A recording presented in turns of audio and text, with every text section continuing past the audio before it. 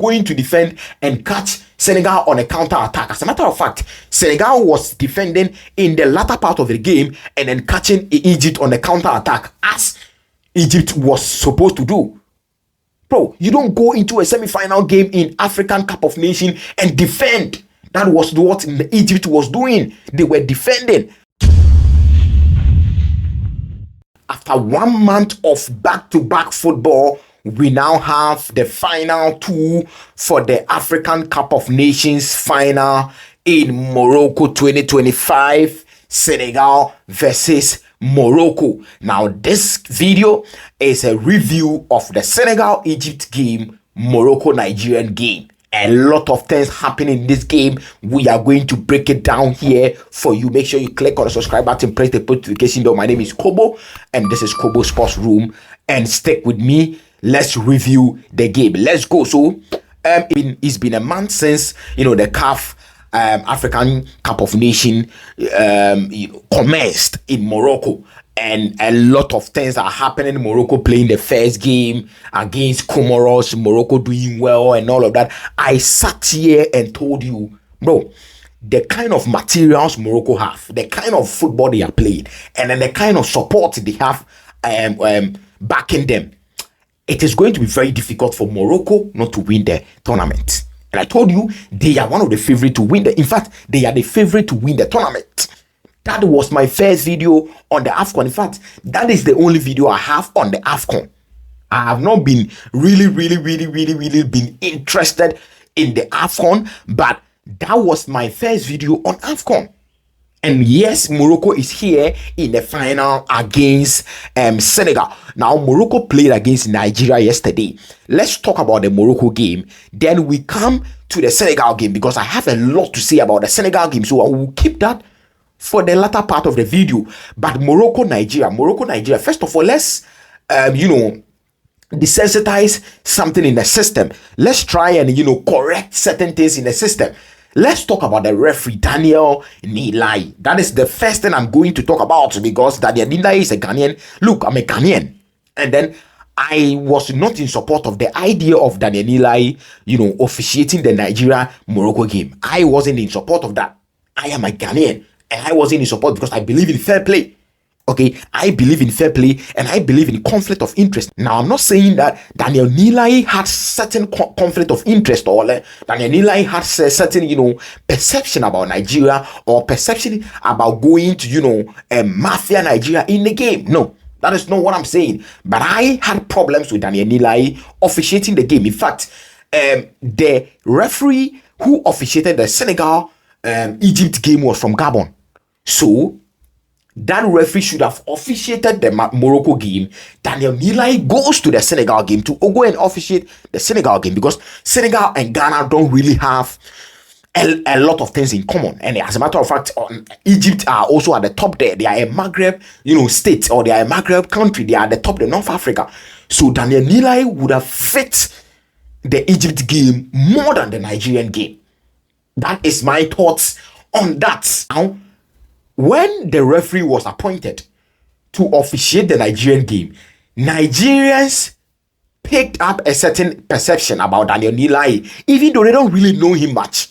They have seen him officiating 1 or 2 games in CAF competition, but they don't really know him much. This is where I blame Ghanaians and then the Ghanaian journalists. Even I am part because I didn't desensitize certain perception that was going out about Daniel Nilai. We all laughed. We all thought it was banter and all of that. This referee is our top referee in Ghana, and we should do everything in our power to protect him. We should do everything.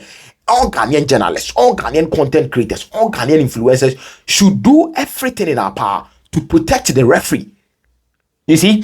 But we didn't desensitize some of the information that was going out. Nigerians were pushing some narrative of, the referee is coming to mafia us, he's from Ghana, and therefore, he's not going to do a good job. They were pushing that information. If they won in the game, in the penalties, trust me, no one was going to talk about the referee. but they didn't win, and they are pushing a certain narrative out there that it is the referee that made them lost the game. As a matter of fact, they are pulling certain screenshots of certain decisions that they sit well with them. One of them is the Kevin Bassey incident. I think this is Ibrahim Diaz and Kevin Bassey, as you can see on your screen. As a matter of fact, there are certain decisions in the game. When you watch pictures like this, it can be deceptive. Yes.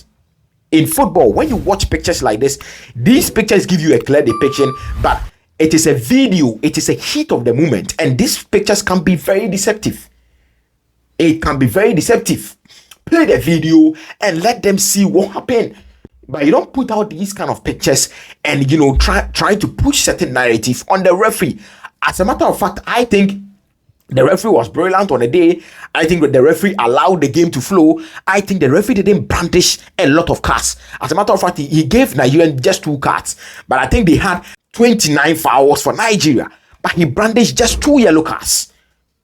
In the game, Morocco had 22 fouls. And Morocco didn't have, any yellow card. Yes, that can be, very challenging, because if you are a Nigerian, you can just challenge this and say, but Morocco had 22 fouls, but they didn't get any yellow card. But let's not push any agenda and do away with the fact that Nigeria didn't create any clear-cut chances. Look at the statistics.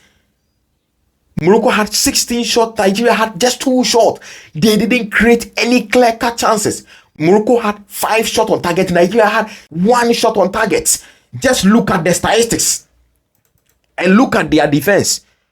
All the work was on the Nigerian defenders, and it wasn't on the strikers. Look at the strikers. Look at Ademola Lookman. Look at Adams. Look at Victor Osimhen. And look at their goalkeeper. Look at Kevin Bassey. Look at Ajayi. Look at Onyemechi. Look at, Osai. Look at the defenders. They did brilliant on the night, because they faced a lot of shots and they did really, really, really well on the night. But the strikers, they didn't do much because they didn't create any clear-cut chances. And I'm very disappointed in certain, football content creators in Nigeria. Adika, Ispat, Stone. I'm very disappointed in you that you are pushing a narrative of talking about yellow cards, whilst Nigeria didn't create a lot of chances in a game. That is what you should be analyzing. Adika, that is what you should be analyzing. Tactically, what went wrong in the Nigerian game and how Nigeria couldn't, afford to create clear-cut chances. That is what you guys should be, analyzing. But you are playing the blame card here, blaming the referee. Is it the referee's fault you didn't create any clear-cut chances? No. So you shouldn't put any narrative of Daniel Nilai, mafia in Nigeria. Daniel Nilai didn't do a good job. As a matter of fact, he did a brilliant job on the day. Every referee might have one or 2 occasions where it is very, very, very questionable. The decisions are very questionable. But generally, Daniel Nilai did a brilliant job on the night. He allowed the game to flow. He officiated the game as a semi-final, as a big semi-final.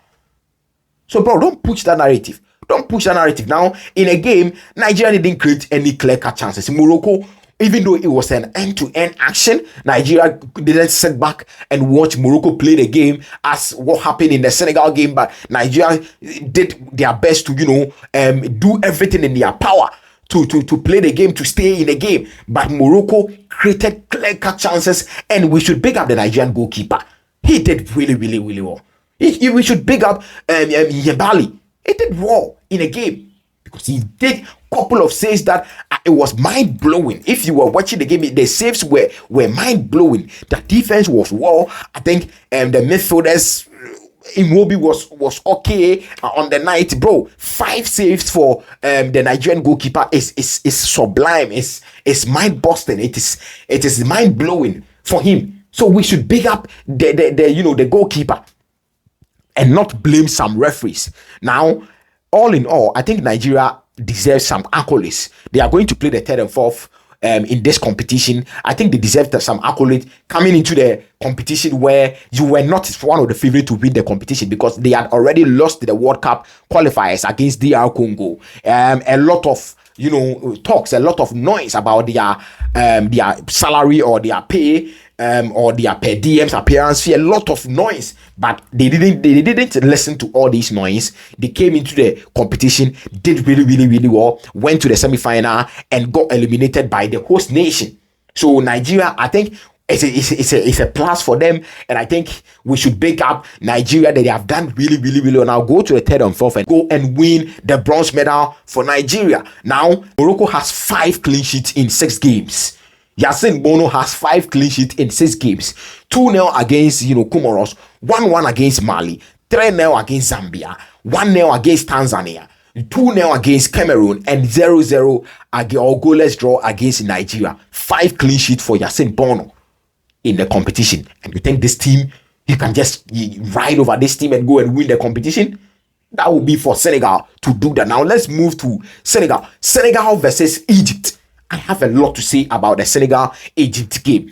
As a matter of fact, I think Senegal has the materials. Senegal has the right tools to win this particular competition, even though they are coming up against Morocco in the final. In that Senegal-Egypt game, I would like to commend Senegal. They were strong. They came into the game wanting the win. They pushed the game to Egypt. Egypt brought the idea that they used, or the approach they used on Cote d'Ivoire into this Senegal game. Now, Senegal is not Cote d'Ivoire. Senegal is a team. It's a formidable team. They have been a solid, formidable team for the past like how many years? Like 6-7 years. So if you are bringing an approach you used in the Cote d'Ivoire game to Senegal game, it was always going to go against Egypt. And that is what punished them. They got punished in the game. You cannot hold this Senegal team in 90 minutes without them scoring. They were going to score. And they scored a brilliant goal. Sadio Mane, top goal. He showed up in the semi-final. He showed up where he was needed. Now, Mohamed Salah, on the other hand, didn't show up. But Sadio Mane showed up when he was needed. He showed up when he was needed. Now, Egypt. I would like to blame the technical bench. I am blaming the technical bench. And when I say the technical bench, the coach is also part. How do you go in a semi-final game against Senegal as Egypt, a big nation as Egypt, and defend? Bro, you are playing the semi-final of the AFCON, for God's sake. You toiled so well, so much to be here, and you go into a semi-final game with a mindset of going to defend and catch Senegal on a counter-attack. As a matter of fact, Senegal was defending in the latter part of the game and then catching Egypt on a counter-attack, as Egypt was supposed to do. Bro, you don't go into a semi-final game in African Cup of Nations and defend. That was what Egypt was doing. They were defending. Now, Senegal can boast of, the Sadio Manes, the Ismail Assar, all these top players. This Ghana Gay and all of that. But there was one key moment in the game. Koulibaly got injured. Mamadou Sarr replaced Koulibaly. Mamadou Sarr was inexperienced. He was very young. Now, that was the turning point for Egypt. Egypt should have unleashed the attack on Senegal, because Mamadou Sarr was panicking. If you look at his face, you could clearly see, bro, inexperience, and we throw you into a semi-final game. It was on the technical bench. It was on the coach of Egypt to unleash the Mahmous, the Mohamed Salahs, the Enam Ashraf, even Zizou, who came from the bench, and then the Trezeguet. Unleash the boys on the defense of Senegal. But you continue to play your game, which is defending and catching them on a counter-attack.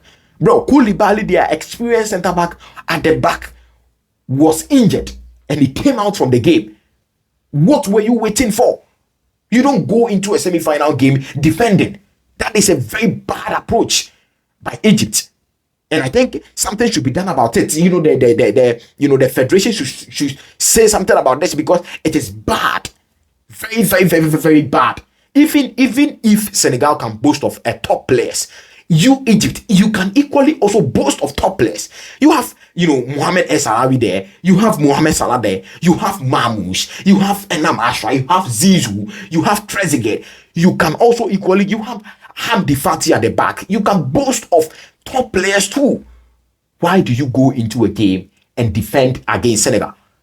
And I think that was the turning point in the game. Senegal got the one goal, and then they also, they started defending and catching Egypt on the counter attack. So I think the approach of Egypt was very bad. It was too bad in the game. Now the final is going to be between Senegal and then Morocco, a West African country versus a Maghreb country. Now it is going to be a tough test. 18th January at Rabat. Let's see what happens in a game. I am tipping Morocco to win this particular competition, but let's see. Senegal is also a force to reckon with. So let's see. Ladies and gentlemen, this has been your semi-final breakdown, semi-final review of what happened yesterday in the AFCON. Drop all your comment down below. Nigerians in this comment section, be objective. Look at your game and drop all your comment down below. Let me know your comment. This is Kobo Sports Room. Thank you so much for your time. Take care of yourselves and peace.